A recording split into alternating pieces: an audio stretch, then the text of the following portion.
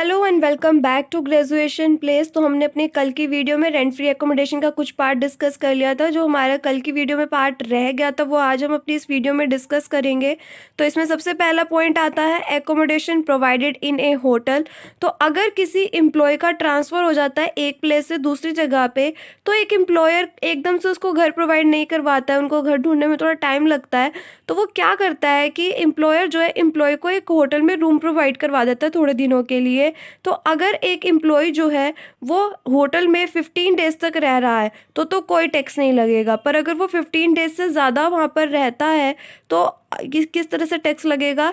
या तो 24% of salary या फिर actual charges paid to such hotel, इन दोनों में से जो भी लेस होंगे वो टैक्सेबल होंगे। अब हम इसको एक एग्जांपल से समझते हैं। उन्होंने एग्जांपल में क्या बात बोली है कि एक्स जो है वो कोलकाता में अपॉइंट किया गया था, उसको एक होटल में ठहराया गया था और उसके बाद उसको एक घर प्रोवाइड करवा दिया गया था। फॉलोइंग इन्फॉर्मेशन से हमारे को उसके होटल में रहने की टैक्सेबल अमाउंट बतानी है।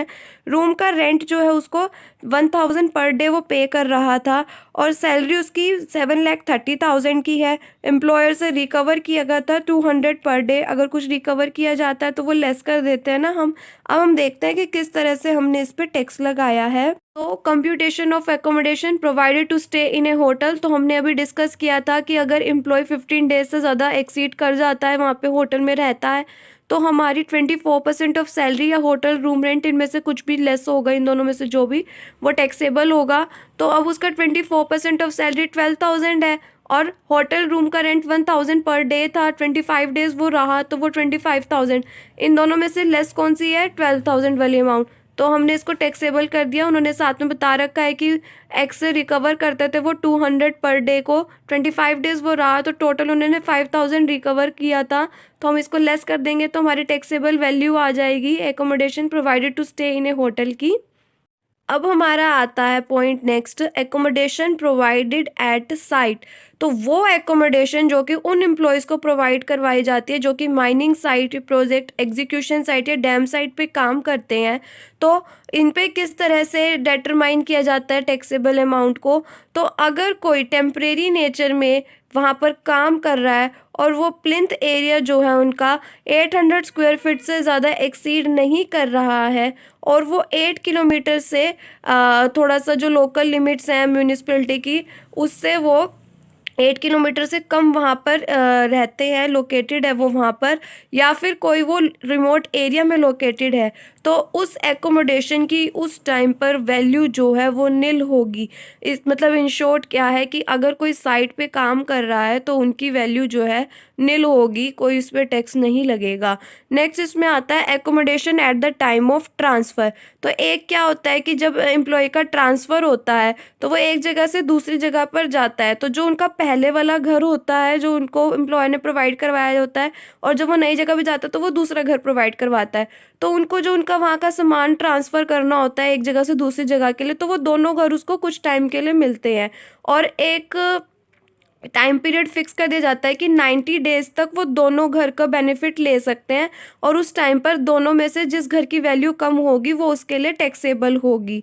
पर अगर वो 90 डेज से ज़्यादा उन दोनों घर का बेनिफिट क्या कहते हैं लेता है, दोनों घर को यूज़ करता है, तो वो उन दोनों घर का जो भी अमाउंट होगी वो टैक्सेबल होगी। अब हमारा रेंट फ्री एकोमोडेशन का पॉइंट यहाँ तक था। उसके बाद नेक्स्ट पॉइंट इस पे ये बात आती है कि अगर रेंट के साथ कोई कंसेशन प्रोवाइड करवाया जा रहा है एकोमोडेशन में तो वो भी टैक्सेबल होगा। नेक्स्ट पॉइंट आता है इंटरेस्ट फ्री और कंसेशनल लोन। तो किसी एम्प्लॉयर ने अपने एम्प्लॉय को इंटरेस्ट फ्री या कंसेशनल लोन प्रोवाइड करवाया है या फिर उनके घर के किसी बंदे को वो प्रोवाइड करवाया है, तो उस पर किस तरह से टैक्स लगेगा अब हम वो डिस्कस करेंगे। ये आता है कि अगर लोन की अमाउंट 20,000 से एक्सीड नहीं करती है तो उस लोन के इंटरेस्ट पे कोई भी टैक्स नहीं लगेगा। नेक्स्ट पॉइंट आता है कि अगर किसी मेडिकल ट्रीटमेंट के लिए उस स्पेसिफाइड डिसीजेस के लिए लोन लिया जा रहा है, जैसे कि कैंसर, ट्यूबरक्लोसिस, एड्स वगैरह, तो उसके इंटरेस्ट पे कोई भी टैक्स नहीं लगेगा। और ये एग्जम्पशन उस केस पे अलाउ नहीं होगी अगर एम्प्लॉय ने कोई मेडिकल इंश्योरेंस स्कीम ले रखी है।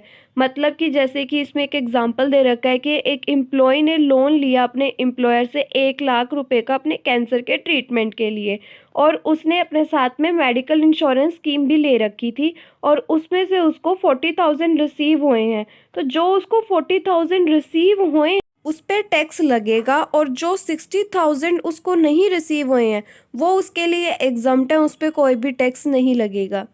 और इसमें नेक्स्ट पॉइंट आता है कि अगर कोई लोन ऐसा प्रोवाइड करवाया गया है जिसमें फर्स्ट और सेकंड सिचुएशन को छोड़कर, तो किसी भी पर्पस के लिए अगर लोन प्रोवाइड करवाया गया है तो एसबीआई का जो फर्स्ट डेट पे रेट जो चार्ज करता है एसबीआई, उसी हिसाब से इसमें भी रेट चार्ज किया जाएगा, और वही होगी हमारी इंटरेस्ट ऑन लोन की जो वैल्यू होगी, वही वैल्यू होगी इस पे। अब इसमें इंटरेस्ट जो है वो कैसे चार्ज किया जाएगा कि जो हमारी मैक्सिमम आउटस्टैंडिंग मंथली बैलेंस होगा उसमें से जो हमारे एम्प्लॉय ने उसमें पे किया है कोई इंटरेस्ट, उसको लेस करके जो अमाउंट होएगी वो हमारी अमाउंट आएगी। अब मैक्सिमम आउटस्टैंडिंग मंथली बैलेंस क्या है कि जो हमारा मैक्सिमम अमाउंट होएगी हमारे मंथ की एंडिंग में वो हम लेंगे, मतलब जिस पे हम इंटरेस्ट निकालेंगे। अब हम इसको एक एग्जाम्पल से समझते हैं। एग्जाम्पल में क्या बात की गई है कि राम ने 1,00,000 रुपीज़ 1/5/2020 को अपने एम्प्लॉयर से बोरो किए थे एक कार को परचेज करने के लिए, और उसने अपनी रीपेमेंट शुरू कर दी थी 1/6/2020 से 1,000 वो पर मंथ दे रहा था। और इसमें हमारे को ये सर्कमस्टांसेस में ये डिटरमाइन करना है कि उसकी टैक्सेबल अमाउंट क्या होगी असेसमेंट ईयर 21-22 के लिए, एज्यूम करते हुए कि जो इंटरेस्ट है कार के लोन पर जो कि एसबीआई चार्ज करती है वो 10% पर एनम है।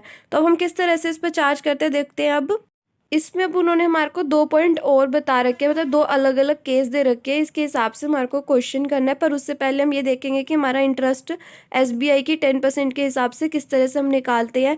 तो उन्होंने क्या बात कही थी कि उन्होंने अपनी 1/6/2020 से रीपेमेंट शुरू कर दी थी, तो हम मंथ की एंडिंग की सारी डेट से शुरू कर देते हैं।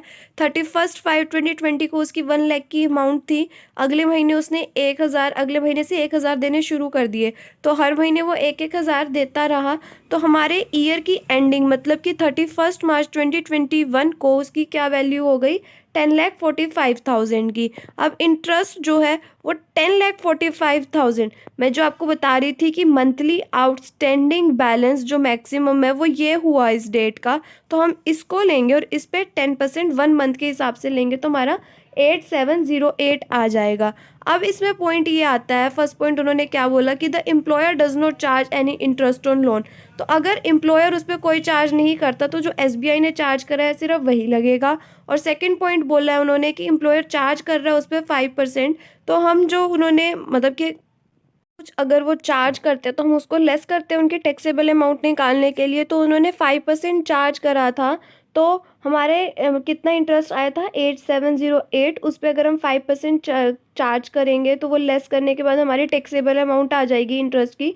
तो इस तरीके से अगर कोई रीपेमेंट करना शुरू कर देता है तो उसका इंटरेस्ट की टैक्सेबल अमाउंट इस तरीके से निकलती है थर्ड केस में। अब नेक्स्ट आता है हमारा इसमें हॉलीडे एंजॉयमेंट। तो अगर इसमें पहला पॉइंट आता है कि अगर कोई ट्रैवलिंग के लिए टूरिंग के लिए एकोमोडेशन प्रोवाइड की गई है एम्प्लॉयर के द्वारा एम्प्लॉय को और उसके फैमिली मेम्बर्स के लिए और उसके लिए, तो जो भी उसकी एक्सपेंसेस होंगे वो टैक्सेबल होंगे। पर ये जो है ये लीव ट्रैवल कंसेशन पे अप्लाई नहीं होता। लीव ट्रैवल कंसेशन क्या है कि जो एक एम्प्लॉय को महीने में इनकम टैक्स के अकॉर्डिंग तो वो 1 महीने में कंपनी जो है मतलब कि 1 साल में वो 1 ही महीने की छुट्टी दे सकती है लीव ट्रैवल कंसेशन घूमने के लिए। तो अगर इस केस में ये नहीं अप्लाई होगा। नेक्स्ट पॉइंट इसने क्या बात बोली है कि अगर एक एम्प्लॉय जो है वो ऑफिशियल टूर पे गया है और साथ में वो अपने फैमिली मेम्बर को लेके गया है तो उसके फैमिली मेम्बर के जो भी एक्सपेंसेस होंगे वो अगर एम्प्लॉयर पे कर रहा है तो वो टैक्सेबल होंगे। और अब थर्ड पॉइंट आता है कि अगर किसी ऑफिशियल टूर को एक एम्प्लॉय एक्सटेंड कर देता है अपनी वकेशन के लिए और अपने फैमिली मेम्बर्स को साथ ले जाता है, तो उसमें जो भी उसको एक्सपेंसेस बियर कर रहा है, वो अगर उसके बदले एम्प्लॉयर बियर कर रहा है, तो वो जो भी उसके एक्सपेंसेस लगे वो टैक्सेबल होंगे। और इन सभी केसेस में अगर कोई अमाउंट पे कर रहा है एम्प्लॉय, तो वो जो है लेस कर देंगे, उसके बाद हमारी टोटल टैक्सेबल अमाउंट आ जाएगी। तो आज के लिए बस इतना ही, बाकी हम अपनी नेक्स्ट वीडियोस में कवर करेंगे। अगर आपको मेरा पढ़ाया हुआ अच्छा लगे तो please do like, subscribe and share my channel and don't forget to press the bell icon and please do comments. And अगर आपको मेरे लिखे हुए नोट्स चाहिए तो आप मुझे मेरी ईमेल आईडी पे कांटेक्ट कर सकते हैं। My email ID graduationplace756@gmail.com। Thank you.